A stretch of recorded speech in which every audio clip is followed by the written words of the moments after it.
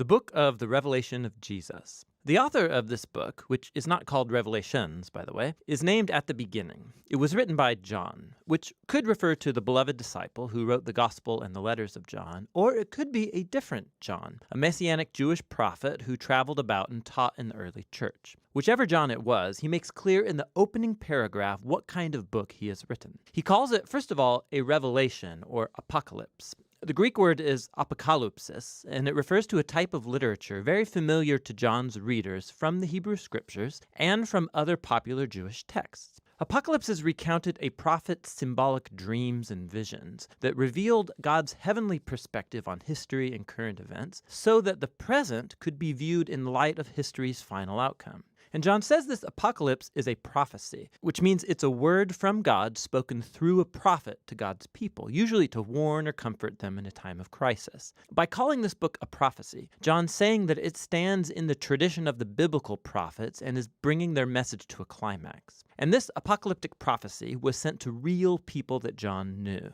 The book opens and closes as a circular letter that was sent to 7 churches in the ancient Roman province of Asia. Now, 7 is a meaningful number for John. It's a symbol of completeness based on the 7-day Sabbath cycle in the Old Testament, and John has woven 7s into every single part of this book. Now, with this opening, John has given us clear guidance about how he wants us to understand this book. Jewish apocalypses communicated through symbolic imagery and numbers. It is not a secret predictive code about the timing of the end of the world. Rather, John is constantly using these symbols that are drawn from the Old Testament, and he expects his readers to go discover what the symbols mean by looking up the text he's alluding to. Also, the fact that it's a letter means that John is actually addressing the situation of these first century churches. And so while this book has much to say to Christians of later generations, the book's meaning must first be anchored in the historical context of John's time, place, and audience. Which brings us into the book's first section, Jesus' message to the 7 churches. John was exiled on the island of Patmos, and he saw a vision of the risen Jesus exalted as King of the world. And he was standing among 7 burning lights. And John's told this is a symbol of the 7 churches in Asia Minor that's been adapted from the book of the prophet Zechariah.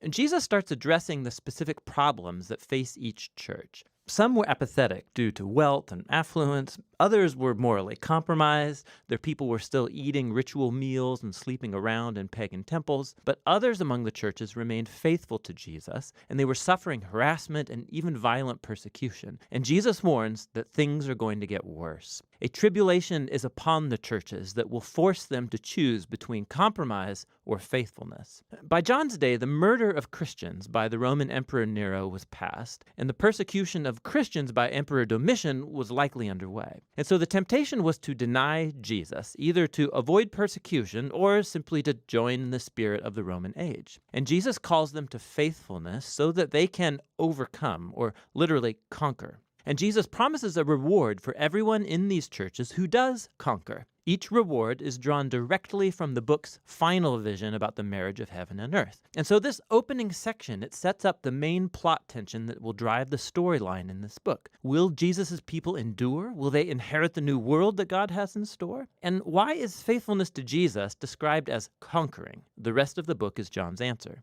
After this, John has a vision of God's heavenly throne room, and he describes it with imagery drawn from many Old Testament prophets. Surrounding God are creatures and elders that represent all creation and human nations, and they're giving honor and allegiance to the one true Creator God who is holy, holy, holy. In God's hand is a scroll that's closed up with 7 wax seals. It symbolizes the message of the Old Testament prophets and the sealed scroll of Daniel's visions. These are all about how God's kingdom will come here fully on earth as in heaven. But it turns out, no one is able to open the scroll until John hears of someone who can. It's the Lion from the tribe of Judah and the Root of David. He can open it. These are classic Old Testament descriptions of the Messianic king who would bring God's kingdom through military conquest. Now, that's what John hears. But then what he turns and sees is not an aggressive lion king, but a sacrificed bloody lamb who's alive, standing there, and ready to open the scroll. Now, this symbol of Jesus as the slain lamb, this is crucially important for understanding the book. John's saying that the Old Testament promise of God's future victorious kingdom was inaugurated through the crucified Messiah. Jesus overcame his enemies by dying for them as the true Passover lamb so that they could be redeemed. Because of the resurrection, Jesus' death on the cross was not a defeat. It was his enthronement. It was the way he